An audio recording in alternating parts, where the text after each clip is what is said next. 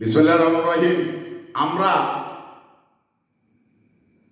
জনগণ ভোট দিয়েছেন জনগণের কথা সংসদে বলার জন্যে, তো জনগণের কথা না বলে তারা ওয়াকআউট করে চলে আসছেন। সেটা আমরা প্রত্যেকটি দিনই এই অবস্থা দেখতে পাচ্ছি। তাহলে এই যে জামাত ইসলাম যা তার সহযোগী সংগঠন 11 দল, তো তারা প্রত্যেক দিনই সংসদে ওয়াকআউট করছেন এবং সংসদ বিতর্কিত করার জন্য তারা কিন্তু প্রতি মুহূর্তে চেষ্টা করে যাচ্ছেন। তো এরা আসলে কেন ভোট জনগণ এদের দিয়েছে, জনগণের প্রত্যাশা তারা কতটুকু পুরা করতে পারবেন, আপনারা এই বিষয়টি জাতির সামনে আপনাদের বিচার দিলাম।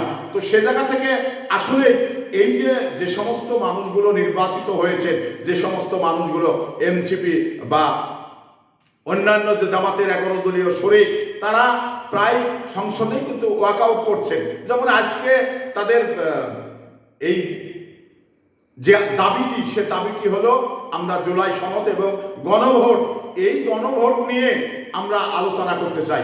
এবং আমি যেটা বুঝতে পারলাম, আমি যেটা দেখলাম, খানিক সময় কিন্তু সংসদ আমি অধিবেশন দেখলাম, তো তাদের দাবি যে 71 যে বিধি রয়েছে সেই বিধিটাকে সাসপেন্ড করে তাদের এই ভোট এবং জুলাই সনদ নিয়ে তারা আলোচনা করতে চায়। তো এবার মাননীয় স্পিকার, স্বরাষ্ট্রমন্ত্রী তারা কি বললেন যে আপনাদের সময় দেওয়া হবে, আপনারা এই বিষয়ে আলোচনা করার সুযোগ পাবেন। তো আগামী মঙ্গলবারে তাদের এই বিষয়ের পুরো আলোচনা প্রায় 2 ঘন্টা সময় নির্ধারণ করেছে। তো তারপরেও তারা এই সংসদ থেকে ওয়াকআউট করার কোনো প্রয়োজন আছে নেই।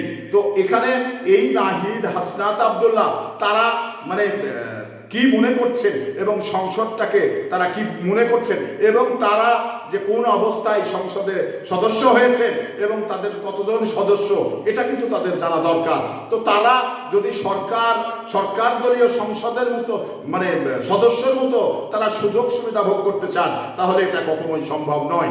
কারণ আমরা বিগত সংসদগুলোতে দেখেছি যে বিরোধী দলের কোনো কথাই সংসদ স্পিকার শুনেননি, আপনার সংসদের নেতা শুনেননি, সংসদ দায়িত্বে যারা থাকেন তারা শুনেননি। তো এখানে বিএনপি ক্ষমতায় যাওয়ার পরে তাদের যে সুযোগটা দিচ্ছেন, এটা কিন্তু যথেষ্ট সুযোগ। তো সেই সুযোগগুলো তারা কাজে না লাগিয়ে, জনগণের কথা না বলে তারা ওয়াকআউট করে চলে আসছেন। তো তাহলে তাদের জনগণ কেন ভোট দিয়েছে, জনগণের প্রত্যাশা তারা কতটুকু পুরা করতে পারবে? তো আমি যেটা মনে করি, জনগণের আশা পুরা করতে তারা ব্যর্থ হবে।